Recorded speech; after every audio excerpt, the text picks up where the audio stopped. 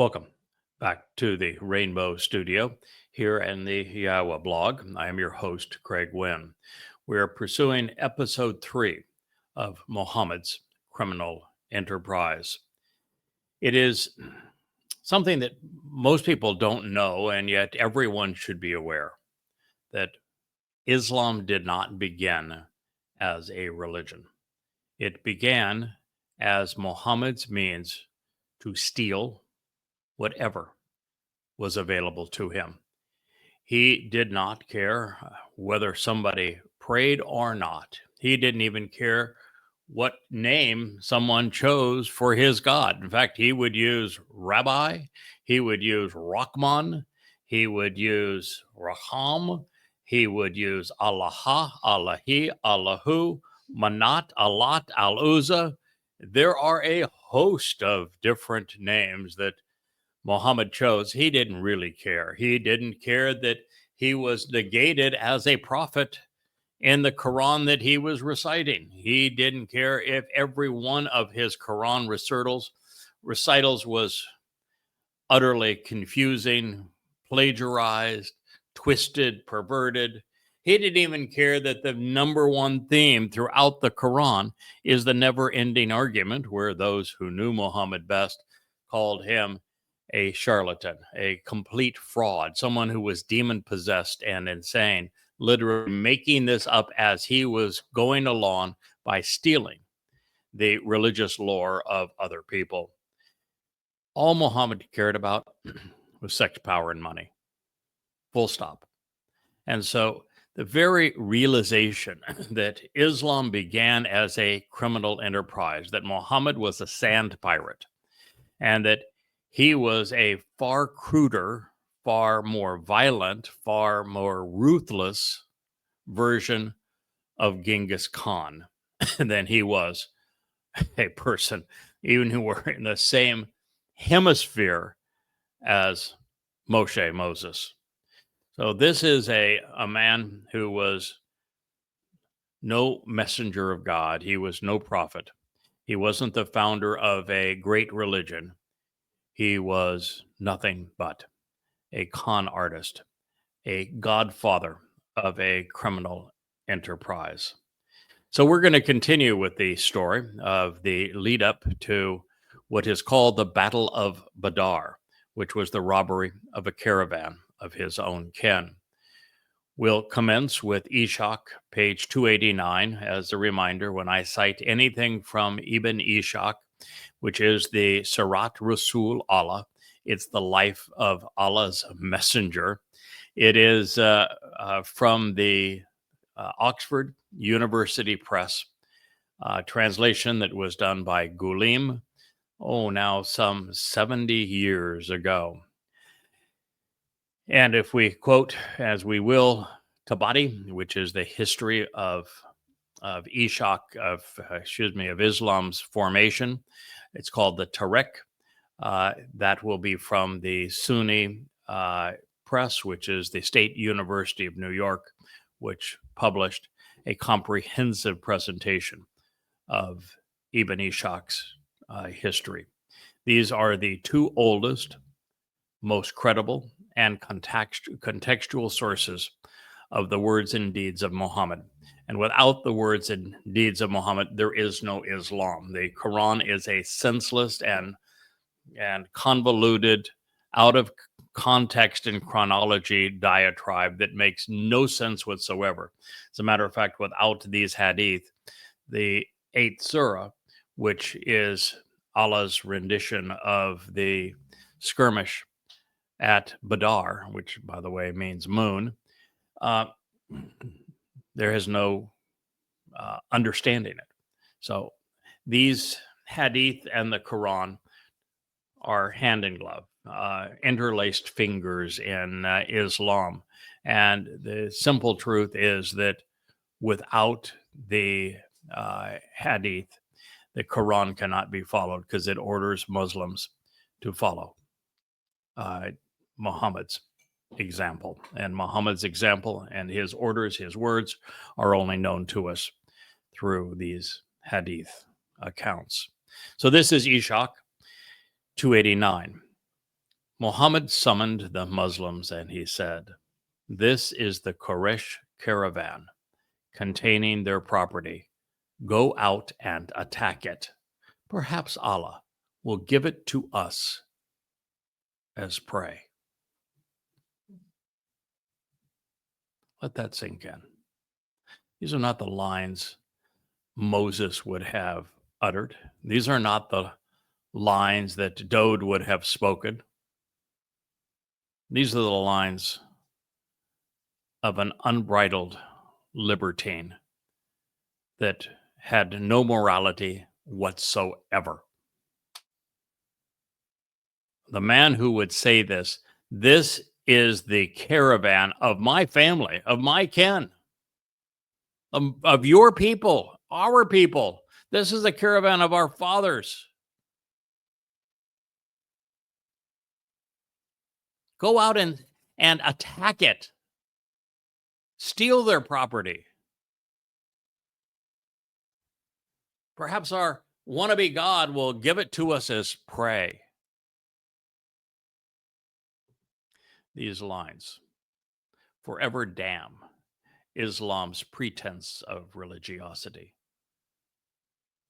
And so they bear repeating. This is the Quraysh caravan containing their property. Go out and attack it. Perhaps Allah will give it to us as prey. Little wonder that Tamerlane converted Mongols to Muslims before butchering mankind. One doesn't get an endorsement to be disgusting, to be evil, to be covetous that exceeds this. The motivation, of course, was nothing but piracy, not religion. The historian Tabari, volume 7, page 29, reports, Abu Sufyan and the horsemen of the Quraysh were returning from Syria following the coastal road. When Allah's apostle heard that about them, he called his companions together and told them of the wealth that they had with them and the fewness of their numbers. The Muslims set out with no other object than Sufyan and the men with him. They did not think that this raid would be anything other than easy booty.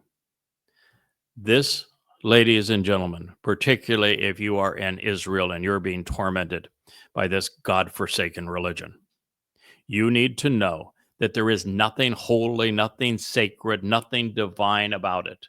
It isn't even a religion in the sense of anyone else having postulated such a thing over time. This is nothing but a criminal enterprise, and it remains a criminal enterprise. That is all there is to Islam. Let's read it again. I want to make certain that you understand this. This is from Tabari, who was the first Quran commentator and Islam's first historian. Abu Sufyan, who was a leader of Muhammad's kin in Mecca. In Petra, Kaabaville. There was no Mecca at the time. But Abu Sufyan was a businessman. And this says he was on horse, but the likelihood it would be on camel, although there's a potential of horsemen.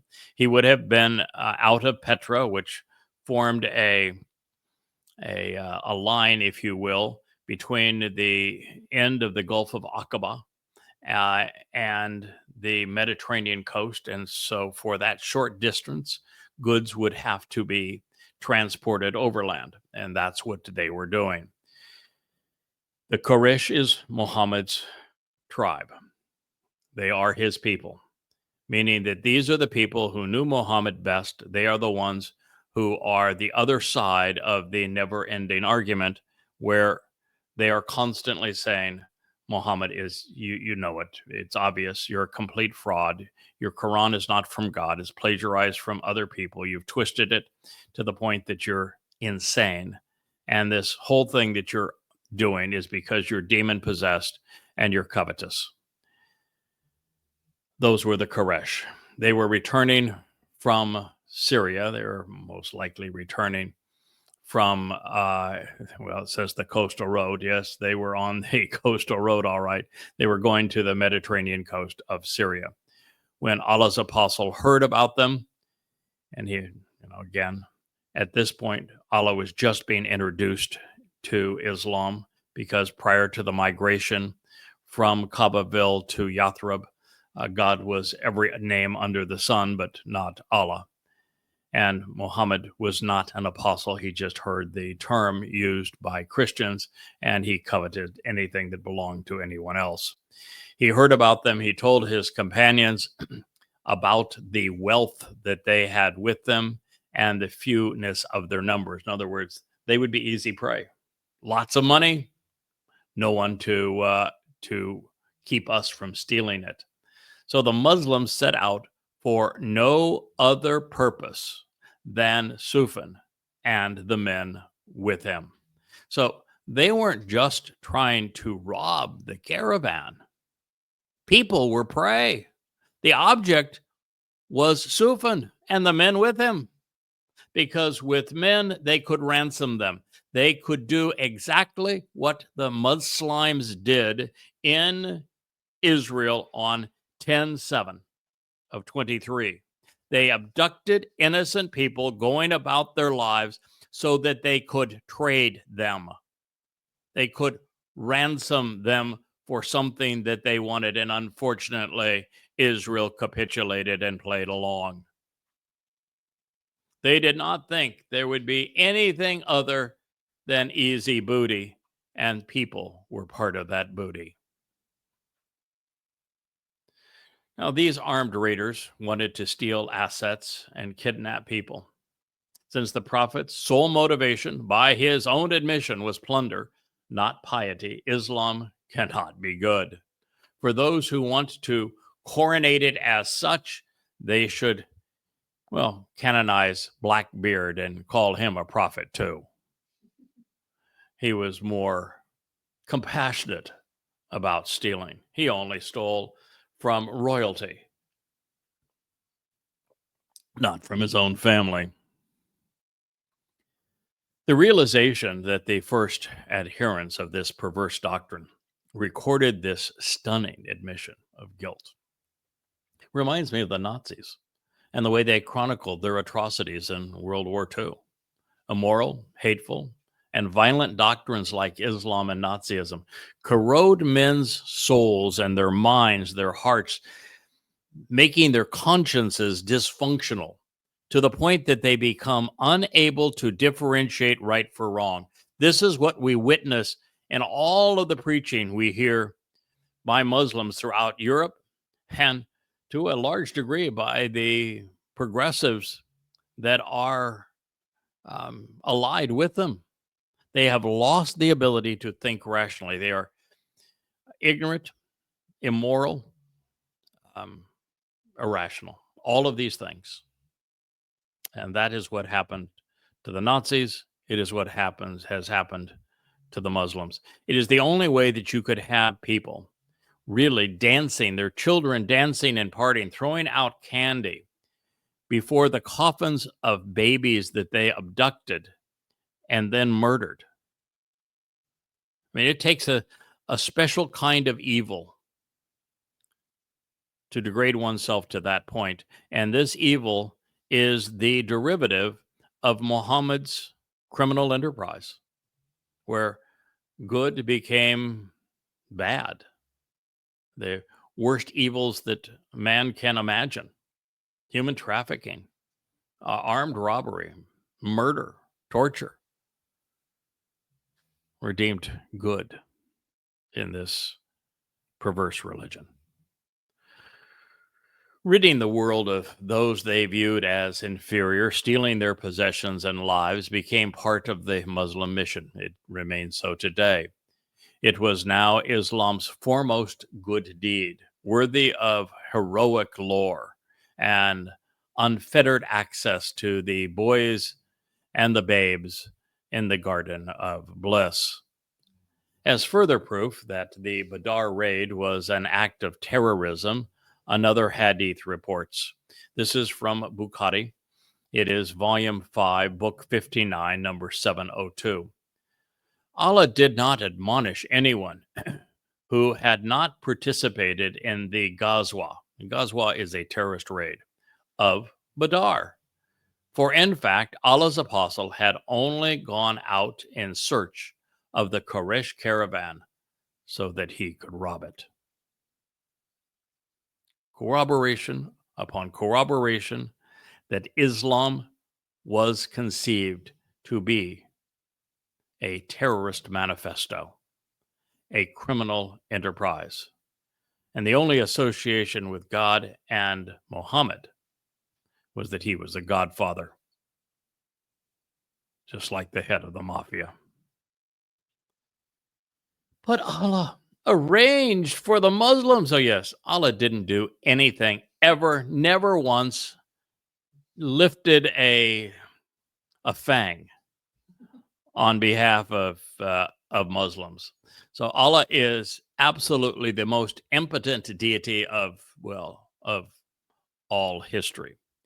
But nonetheless, Muslims are to believe that when it comes to robbing your own family, when it comes to killing them, when it comes to kidnapping them for ransom, Allah's all in, baby.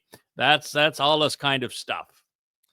Allah arranged for the Muslims and their enemy. They're no more enemy than the man on the moon. They just happen to have wealth, and they happen to be Muhammad's family and the family of those who would attack them, to meet by surprise. It was the Aqaba pledge with Allah's apostle when we gave our lives in submission, but the Badr battle was more popular among the people. Keep in mind here that this is now another reference to the Aqaba pledge. I've shared this with you. The Aqaba pledge is the single most important statement in the Islamic religion.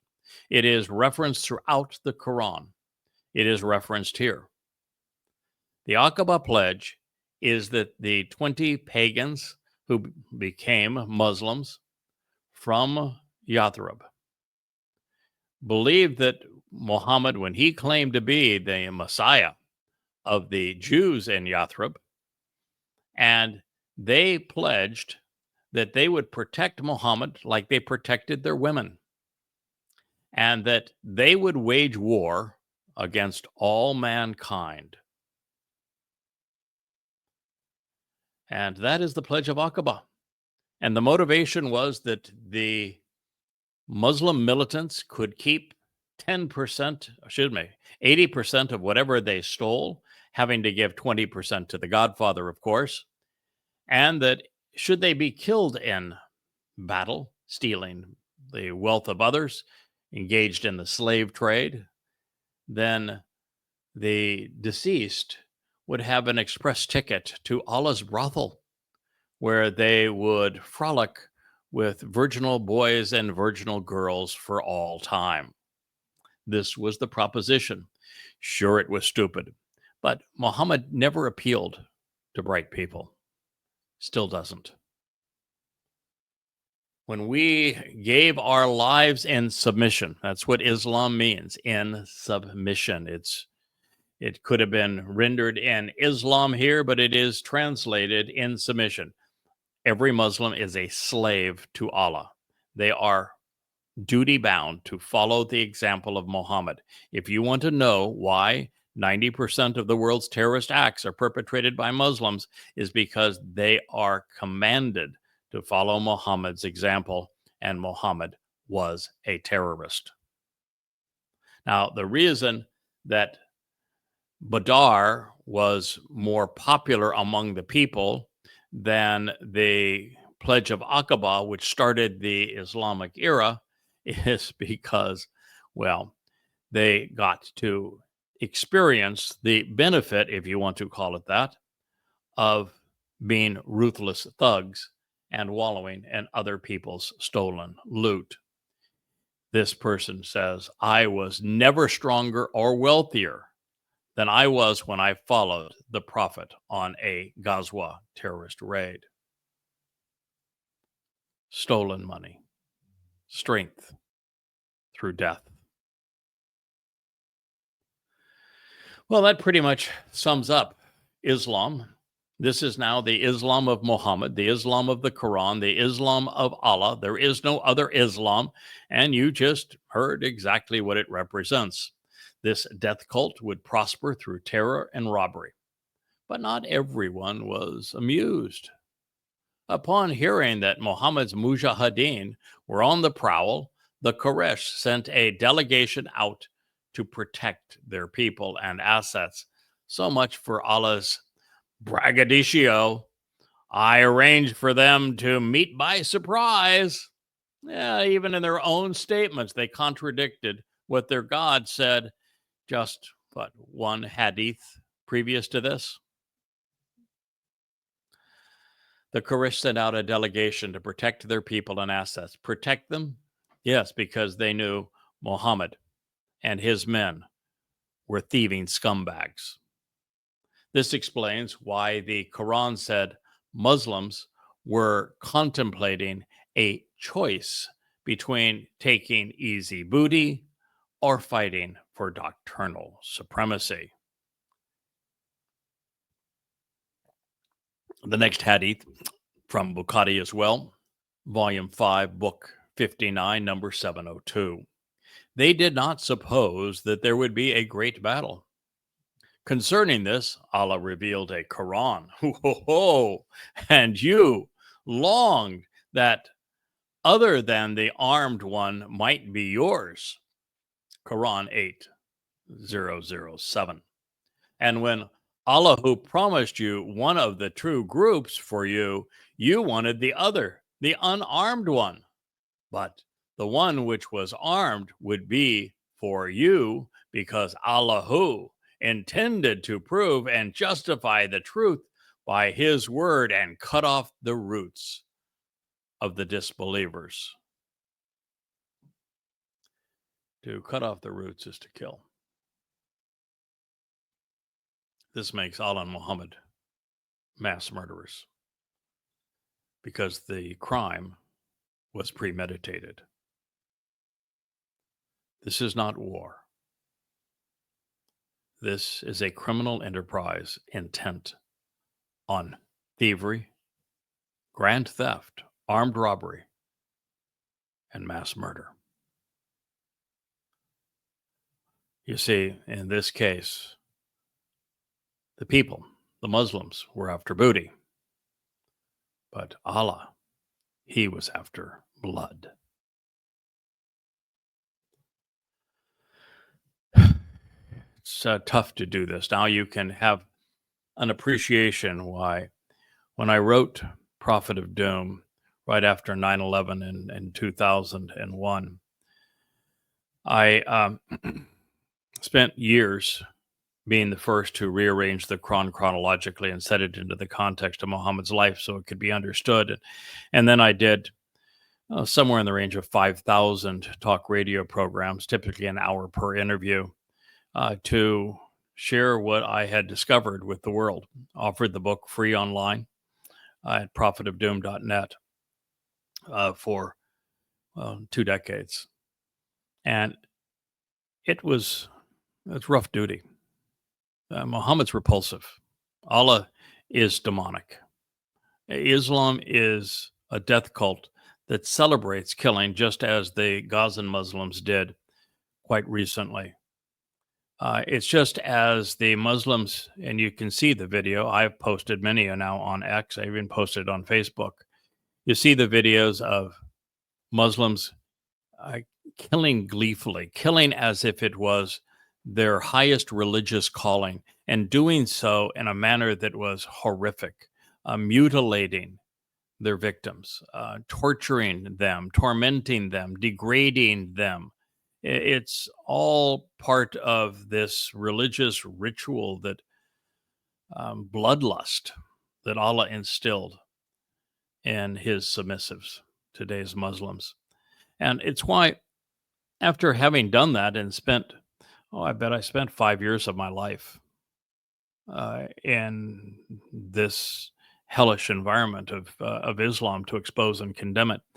So after 10/7 of 2023. The last thing I wanted was to go back and to update that book.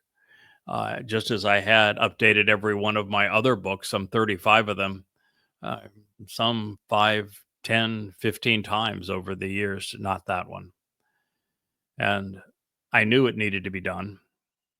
And I knew it was important, more important now after the savagery, because it was just absolute sadistic savagery that was on display by Muslims on 10/7, which makes the progressives who are aligned with them more reprehensible and immoral than any quasi-enlightened people have ever been in human history. Uh, I knew that it was needed, but I didn't want to do it. I even went to Yahowah and said, "Can I have an excuse here? I don't want to do this." And it was Yahowah saying, "I've taken care of you. Now you take care of my people. This is essential to do, and that's why we're doing this Yahowah blog on it. It's why I turned what was Prophet of Doom, a single volume tome, into the 5 volumes now of Goddamn Religion. It's as essential for you to know. It brings me no pleasure in telling it to you, but if you don't know it, there's no way to defend yourself against it. You're being lied to by your political leaders and by your military leaders, Israel. In fact, the entire world is. They were not attacked by Hamas. They were attacked by Muslims. This battle is not against Hamas or Islamic Jihad or Hezbollah. It is against Islam. Islam declared war on Jews and on all mankind 1,400 years ago, and nothing has changed. This is fundamentalist Islam. There is no other Islam. Anyone who tells you any differently is either lying to you out of ignorance or deceiving you to make you easier prey.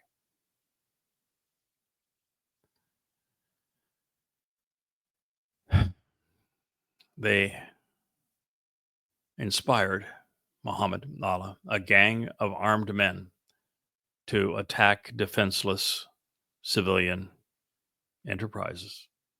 This one owned by a rival family member. As such, these first Muslims were nothing more than terrorists. And there was no way to discount the source of this condemning citation, as it is confirmed in all 3 hadith collections and detailed in the Quran. You heard that correctly. The reprehensible nature, the motivation, armed robbery, mass murder, cold blood killing, human trafficking, that was part of this terrorist raid by Mohammed and the first Muslims. And this is the terrorist raid that is most defining in Islam. Without it, there is no Islam. It is not only chronicled in the 3 most esteemed hadith collections, there's an entire Quran surah devoted to it. The Sirah of Ibn Ishaq reports, Ishaq 289, the people answered the prophet's summons, some eagerly, some reluctantly. The ones that were reluctant knew that kidnapping, thievery, mass murder, and attacking your own family was evil.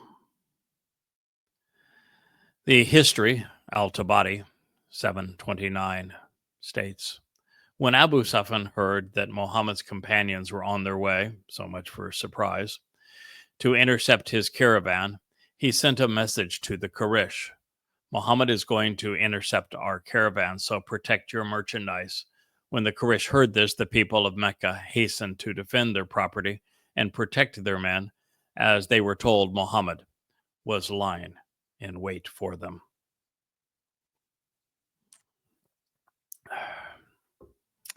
The Sirah then reveals that the unbelievers were acting like believers, while the supposed believers were acting like infidels. This is hard to imagine. Ishaq 290. Some of the Meccans got up to circumambulate the Kaaba. They were actually Petrans, but you get the point. So those who were labeled as infidels, who were the target of this reprehensible act of armed robbery and kidnapping, of bloodletting, they were the ones who got up to circumambulate the Kaaba. They were the ones who sat around the mosque. The text concludes, they wondered why they had allowed this evil rascal to attack their men. You see, Muhammad grew up among them. They knew he was evil. He had threatened to slaughter them. It's just so appalling that a man as despicable as Muhammad, with as perverse desires as this man did, whose behavior and his words were so abysmal, is believed to be a spokesperson for a God who gets his jollies by attacking and killing family and, of course, Jews, and whose chief edict is to wage war against all mankind.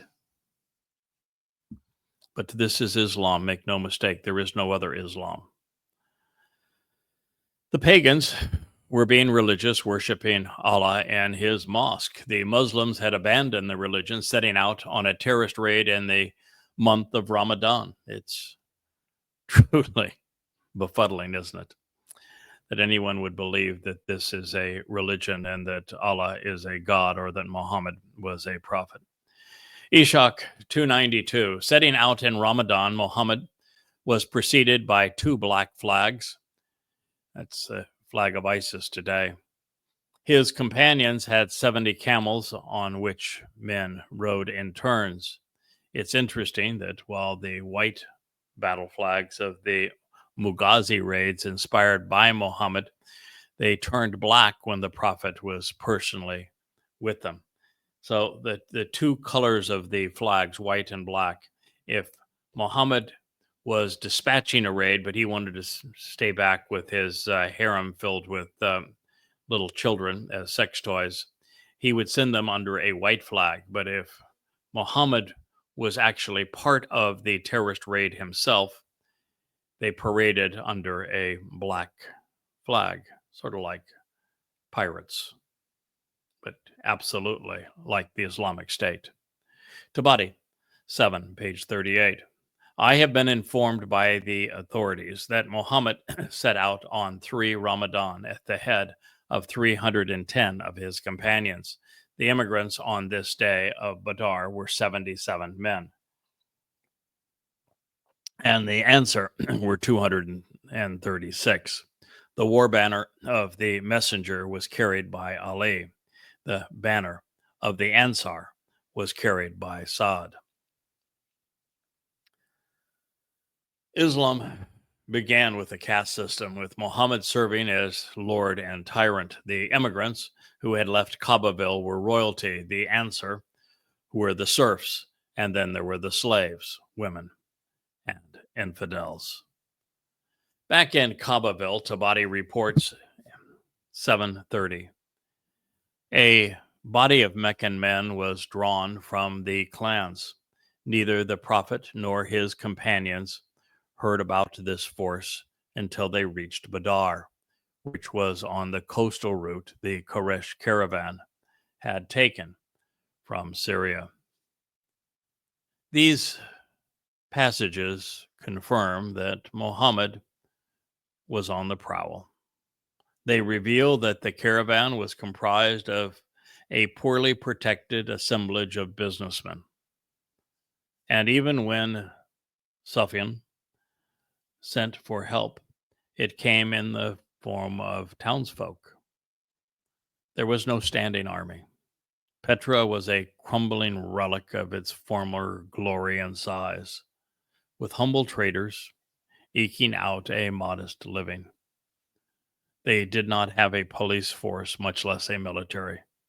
Before Muhammad and Islam they hadn't needed either.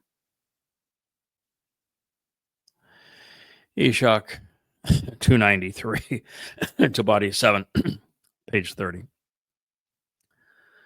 The prophet marched forward, and he spent the night near Badar with his companions. They did not know that the Koresh had come out against them.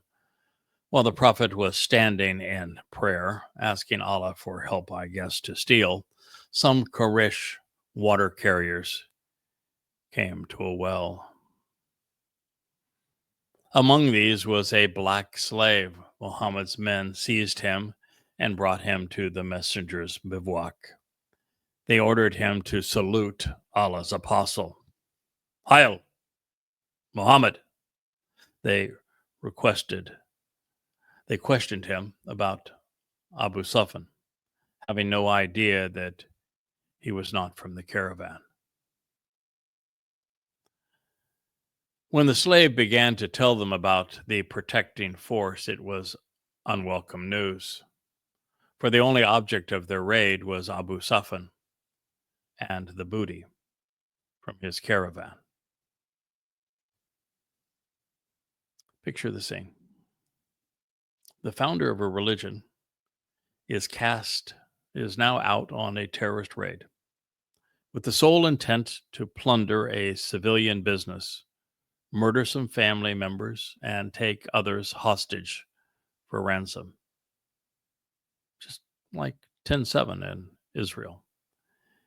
His praying is to ask his God for help so that he can kidnap innocent people and steal their possessions. His fellow militants capture a slave and they torture him, trying to solicit information. They even made him Sig Heil der Führer. All the while, the only ones who deserved to be tortured were Muhammad and his murderous militants. And don't think for a moment it won't happen, since one way or another, all of those Islam has abused deserve to see its founder suffer. You can count on it. I don't know if there was anything more repulsive than commingling religion and torture, although even in this, Muhammad was far from inventive. Almost every religion has done it, including Christianity and every flavor of paganism, although there were a few, like Judaism and Buddhism, where the practitioners torment themselves instead. Tabadi's Torah History, Volume 7, 30. While the prophet was praying, bowing and prostrating himself, and also seeing and hearing the treatment of the slave, when the slave told him that the Koresh had come to meet them, they began to beat him, and they called him a liar. You were trying to conceal the whereabouts of Abu Sufyan and his caravan.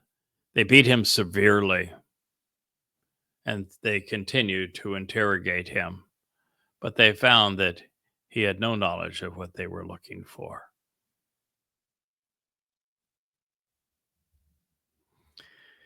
It is my conclusion, having studied history and religion, that Muhammad was the most vile and immoral man to have ever lived. The first Muslims agreed, although their hearts and minds were so corroded by Islam, they didn't seem to care. They think that they are just describing a typical day in the prophetic office. For such immoral and barbaric acts to have been passed on as traditions and linked to the Quran, Muslims must view these terrorist raids, and they do, and the ensuing crimes favorably. They must see such ungodly behavior as a living witness of Allah's cause, an example of how to be a good Muslim. Or, as I have surmised, while a bad Muslim can be a good person, all good Muslims are bad people. All good Muslims kill for Allah. That is a Quranic necessity that defines a Muslim. Tabari 7:31. When the slave said, I am from the Quraysh who have come out against you, they beat him. But when he said, I am with Abu Sufyan, they left him alone. When the prophet said what they were doing, when the prophet saw what they were doing, he stopped his prayer. Isn't that so lovely of him? He said, by him who holds my soul, you beat him when he tells you the truth, and you leave him alone when he lies. Muhammad wasn't bothered by Muslims beating a black slave, just by their inept interrogation technique. He wasn't nervous. Mercenaries can be an unruly lot. Ishak 294. The apostle was afraid the answer would not feel obligated to help him fight without the enemy being the aggressor and attacking in Medina. So this is not defensive. That was even ruled out. And the answer, which are the former pagans, the Arabs and Yathrib that were not Jewish, a small community. The Jews were the larger community until Muhammad perpetrated genocide against them. They hadn't been Muslims long enough to fight and kill for nothing other than financial gain. They weren't sufficiently immoral. Islam has solved that problem. Well, this is further evidence that Muhammad wasn't defending Muslims and Islam as Islamic apologists claim. As proof, he wasn't a a sad pirate. The answer surprised him. Ishak 294. Assad said, "We hear and obey. We are experienced in war, trustworthy in combat. Allah will let us show you something that will bring you joy." The apostle was delighted at Saad's words, which greatly encouraged him. Muhammad shouted, "It is as if I see the enemy laying prostrate."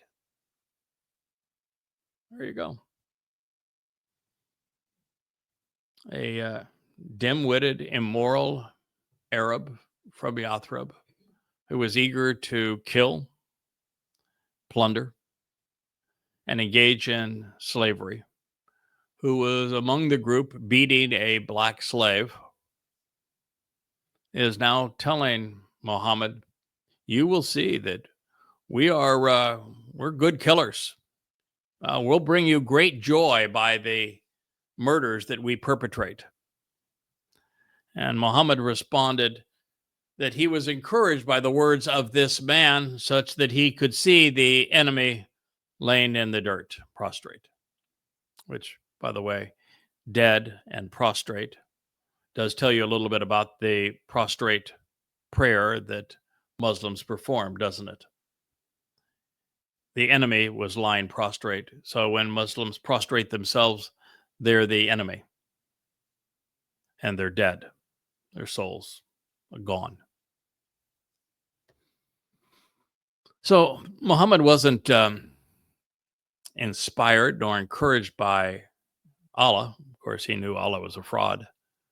He was inspired by a belligerent and sadistic man.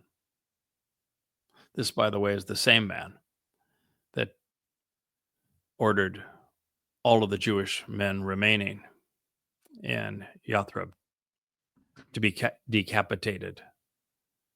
The same man that orchestrated the rape of their wives, mothers, daughters.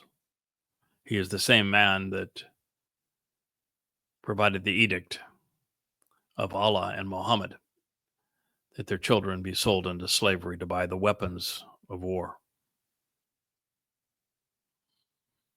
The founder of Islam was pleased by the prospect of war, and he was encouraged by the thought of his enemy lying prostrate.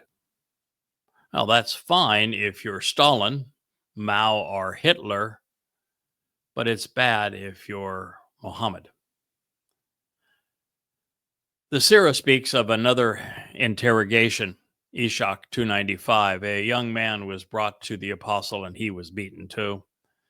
When the Muslims were displeased with his answers, they beat him soundly. Watching the interrogation while performing 2 prostrations, the prophet interrupted the proceedings and said, Mecca has thrown us pieces of its liver.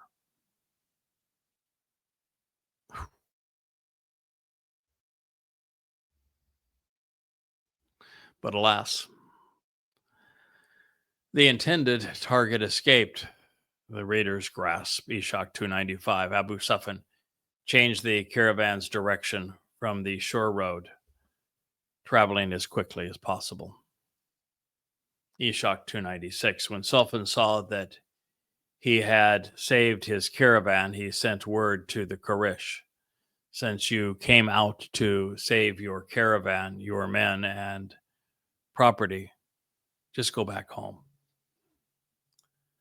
Some of the merchant militia left, but Ishak 296 reports Abu Jahl said, Badar was the site of an Arab fair.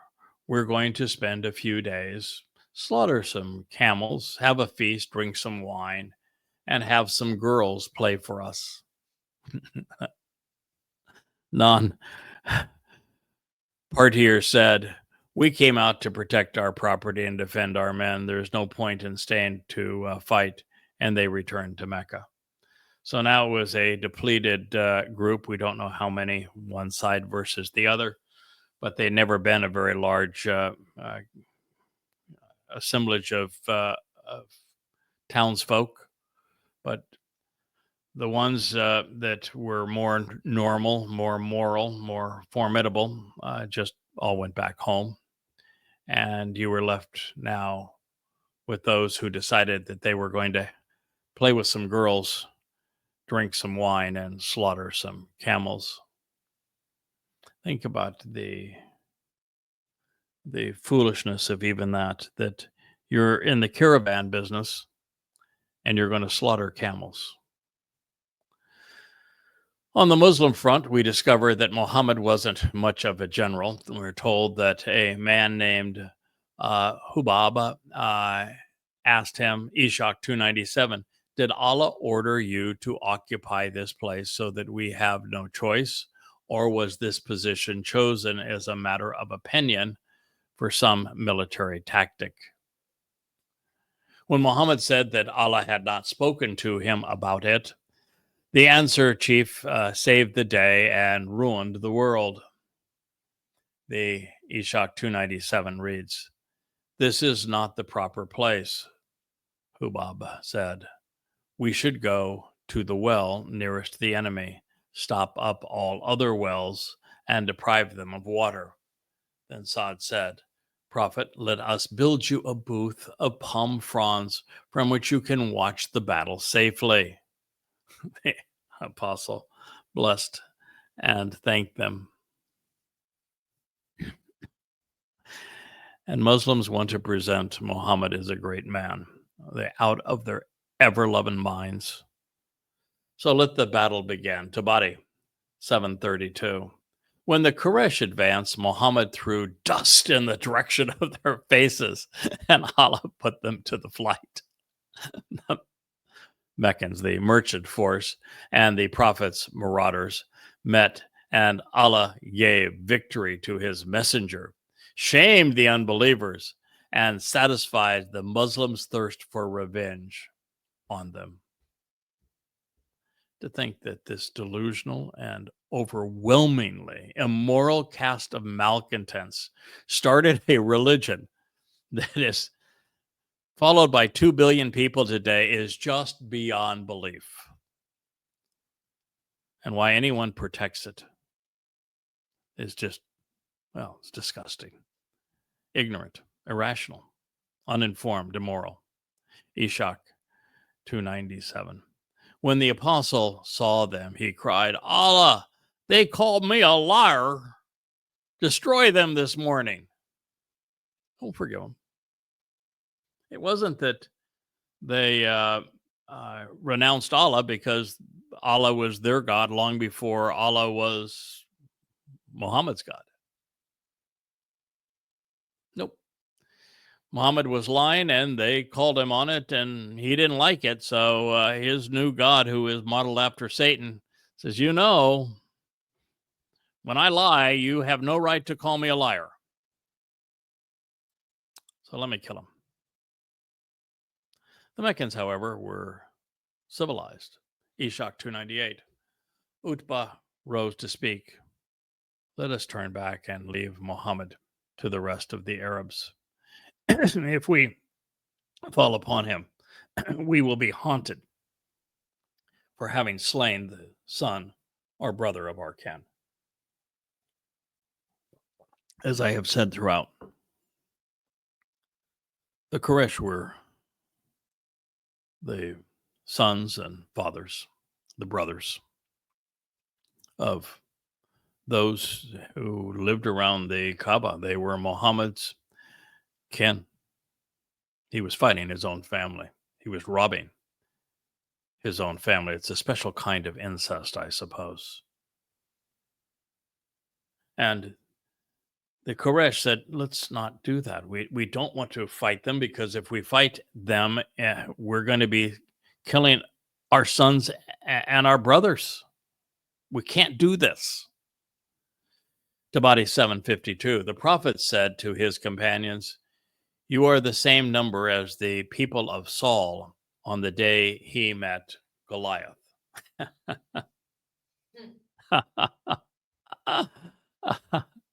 First of all, this was written long after Mohammad wouldn't have known Saul from Santa Claus.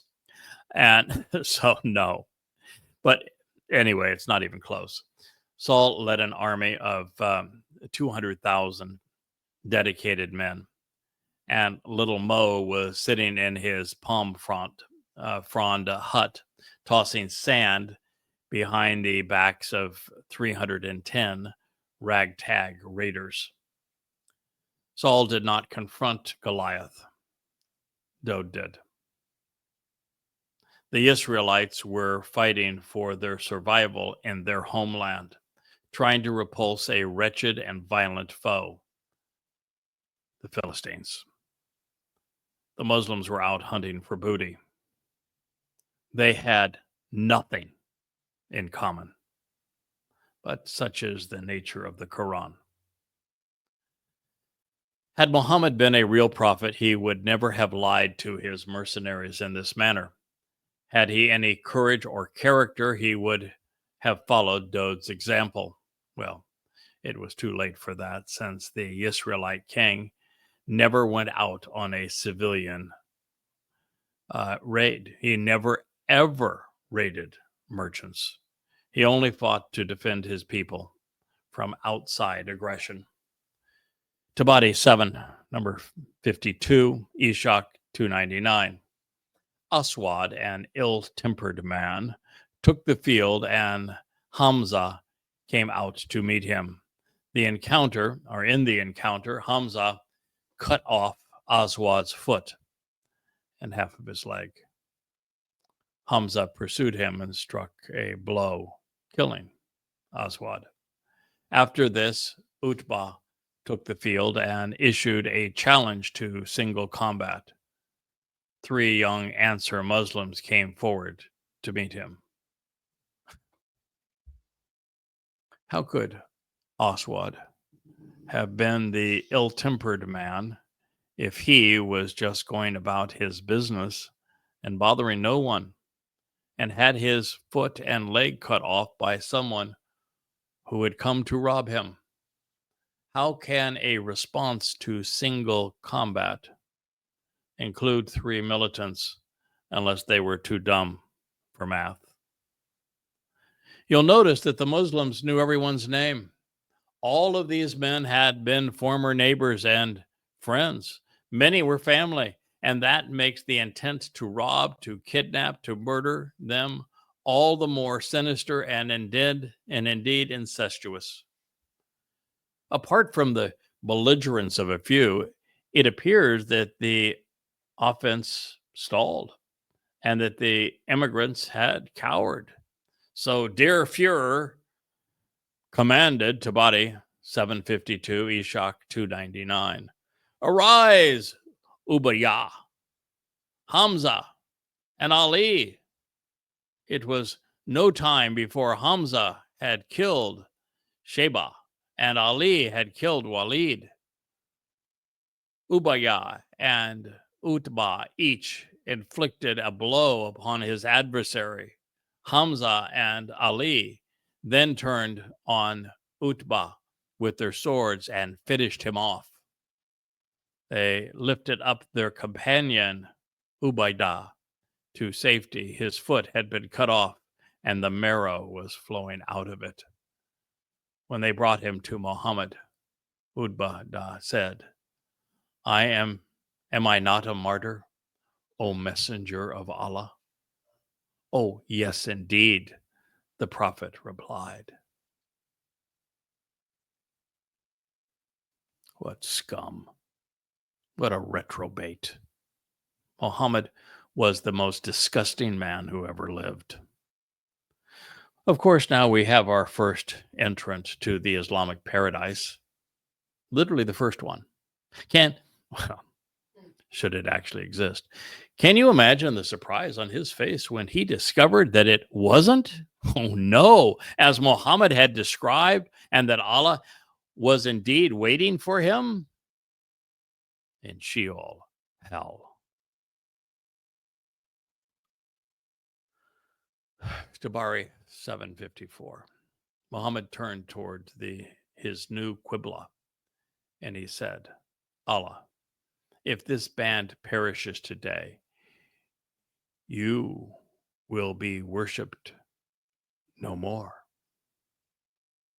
Well, since the Meccan moon gods were, I guess, in sparse supply or in demand as well, and demonic deities weren't preferred, he may have been right. Truly amazing.